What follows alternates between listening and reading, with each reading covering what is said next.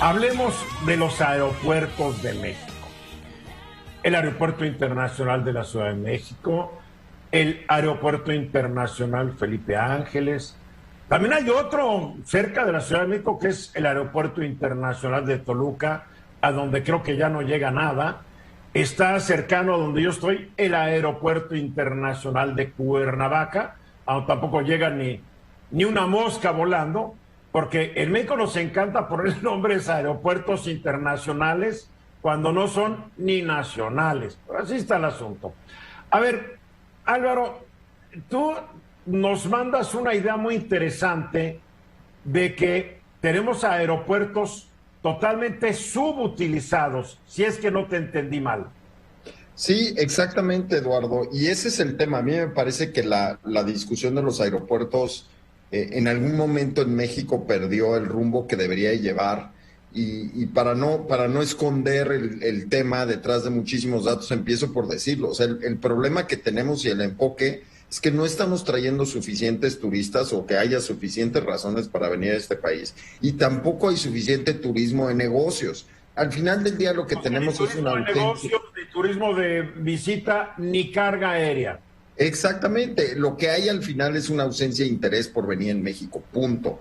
Y mientras el presidente y muchos otros están discutiendo si el aeropuerto está bien, que si el AIFA, que si el AICM, que si el NAIM, lo que tú quieras, no importa. En realidad, cuando ves los datos que recientemente acaba de publicar la OAG, que es un sitio que se dedica a analizar, bueno, es una empresa que se dedica a analizar el número total de asientos que viajan, Eduardo. Y lo que ves es que México está en un estado muy pobre. El aeropuerto internacional de Jeju, que está en la isla de Jeju-do, mucha gente probablemente no lo debe conocer, es una pequeña isla. Yo la tuve que buscar en Google Earth, para serte franco, es una isla que está muy cerca, como a 1 hora de vuelo de Seúl. En 2019, este pequeño aeropuerto de Jeju rebasó 30 millones de pasajeros ese año. Ojo, es un aeropuerto que tiene 54 años, no es un aeropuerto nuevo. La isla de Jeju es la isla más grande de Corea del Sur,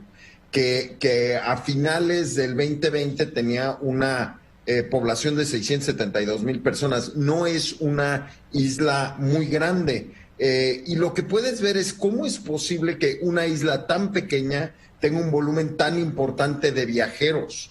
Y cuando empiezas a rascar los datos, lo que nos acabamos encontrando es que México no figura en ninguna lista de relevancia de ningún destino y en ninguna ruta, ni siquiera si hiciéramos un corte latinoamericano. Vamos, si nos especificáramos solamente en el continente americano, la ruta Houston, Ciudad de México sería la única relevante, con tal vez la excepción de Los Ángeles, la Ciudad de México. Pero aún así, si la comparamos, por ejemplo, con la ruta, no sé, si piensas en Hanoi, Ho Chi Minh, tuvo 935,000 asientos mes, Eduardo. Es una cifra increíble. Si tú ves, por ejemplo, la ruta Nueva York-Los Ángeles, que como sabes es una ruta muy larga, cruza todo Estados Unidos de esquina a esquina, bueno, sin considerar si fueras Anchorage en Alaska, pero es uno de los vuelos comerciales más importantes y largos en Estados Unidos. Tiene un tránsito de 284,000 asientos mes. Vamos, ni siquiera si lo comparas, por ejemplo, si quisiéramos utilizar una comparación de una isla con una ciudad, que podría ser Los Ángeles con Honolulu, no figura tampoco. Entonces, lo que quiero decir es que estos destinos económicos... México no tiene tráfico aéreo, punto. México no tiene tráfico aéreo. De hecho, a nivel regional... Importante, vamos a decir importante. No, Eduardo, vamos a verlo así. En nivel regional, entre las rutas de mayor tráfico, número de asientos, la ruta Houston, la ciudad de Houston y la Ciudad de México logra colarse en el 4º lugar regional con 105,000 asientos. Fíjate el dato que te estoy dando, la comparación es brutal, como en un año esta ruta que te digo de Seúl con Jeju-do logra más de 1.2 millones de asientos. Entonces, pero yo no me estoy viendo la ruta Orlando a San Juan de Puerto Rico, al mes tiene casi 190,000, que creo que está arriba que la de México a Houston, ¿verdad?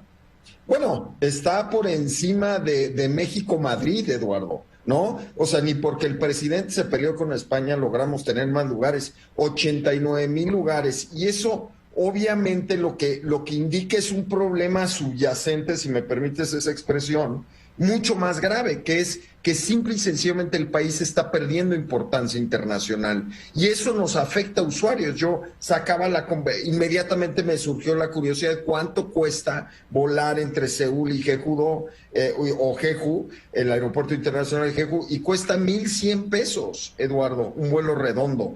Si lo comparas con un México-Monterrey, nos sale mucho más caro a los mexicanos volar de México a Monterrey o México a Guadalajara de lo que cuesta volar entre Corea del Sur, que hay que admitir está bastante aislado, con Jeju. O sea, es algo que a mí por lo menos me parece que es un tema enorme, especialmente en un país con 140 millones de habitantes, Eduardo. Hugo. Bueno, según, por ejemplo, esta lógica que está utilizando Álvaro, de veras que es verdaderamente irracional haber abierto el aeropuerto Felipe Ángeles cuando sabían perfectamente bien que iba a estar vacío, pero al abrirlo ibas a tener un incremento de mantenimiento potencial así lo tuvieras cerrado. Sabemos perfectamente bien cómo está subutilizado el aeropuerto de la Ciudad de México por la pandemia, porque las operaciones bajaron, por muchas cosas. O sea, hay un colchón, a mí me dijo un comandante del aeropuerto que ve un colchón entre 25 y 30% real en operaciones, no en número de pasajeros, pero en operaciones. Entonces, ¿cuál era el caso? ¿Cuál era el caso si sabíamos perfectamente bien que eso iba a estar nada más provocando gastos? Yo me imagino el ejército que se necesita para mantener un aeropuerto vacío, aun cuando no tengo operaciones, tienes que hacer un mantenimiento brutal de todo. Entonces, ahí está un gasto innecesario, no sé qué va a pasar con eso. Yo creo que hay que regresar a la poca importancia que tiene la Ciudad de México. Yo aquí tengo el índice de centros financieros que mide la importancia de 119 ciudades por la importancia de su centro financiero. México, pues México está en el lugar número 60, abajo de Varsovia, de Tel Aviv, de Lisboa, de Casablanca, Marruecos, de Kuala Lumpur en Malasia. Digo, la verdad es que México se está quedando atrás en muchos de estos indicadores que a fin de cuentas, como tú lo señalas, Álvaro, se traduce en visitantes de negocio, de turismo o en carga aérea. No estamos haciéndola. Por más que nos presuman que la Bolsa Mexicana de Valores, yo siempre he dicho que la Bolsa Mexicana de Valores es el monedero mexicano de valores. Pues no llega a bolsa, monedero. Liliana. Mira, Eduardo, podemos hablar de la importancia estratégica que tiene la ciudad, pero también en términos de viajes de negocios o viajes personales, si tú vuelas al Felipe Ángeles y después de ahí te dicen, bueno, es que para llegar a tu hotel pueden ser 2 horas y media, puede ser 3, depende si llueve, depende si hay manifestación, depende si hay cortes, etcétera, etcétera. O sea, todo eso se va sumando, ¿no? Es decir, que después de que yo me eche un viaje de tales horas, le tengo que sumar 2 y media o 3 y le tengo que sumar todos esos costos. Digo, ¿quieres ver defectos a la IFA? El otro de ellos que no son defectos. Todos ustedes hablan de la poca importancia de la ciudad y le suman eso. Ver lo malo. No le quieres ver lo bueno a la Ciudad de México. Yo el otro día, después de un vuelo que me tomó 1 hora y media, estuve esperando 2 horas mi equipaje, porque así, ¿sí? Como toda esa austeridad republicana, han despedido personal de tierra y la gente llega y está 1 hora, 2 horas esperando su equipaje. Porque este es un aeropuerto, el de la Ciudad de México, es una verdadera porquería. Y se está cayendo. A propósito, están dejando que se caiga para que busques otra alternativa a 2 horas de la ciudad. Ramsés. Yo creo que otro factor que está comentando Álvaro y que creo que hay que tomar importancia, ahorita vienen las vacaciones de julio, agosto, y en Estados Unidos se está viendo que el incremento de los combustibles va a pegar directamente al costo de la turbocina, y esto va a disminuir el número de personas que pretenden viajar dentro y sobre todo fuera de Estados Unidos. El principal turismo que se tiene de julio a agosto es proveniente que van a las playas mexicanas, y otro es que hoy en día que están quitando los aranceles a la carne y todo lo demás, esta reducción de aranceles no va a influir mucho porque no se utiliza tampoco mucho la carga aérea, sino se utiliza el transporte en la parte de terrestre. Y esto significa que el diésel está más caro y se está incrementando y no se está aprovechando los puentes aéreos, pero hay que ver un factor muy importante en los próximos meses si la turbocina sigue incrementándose el precio.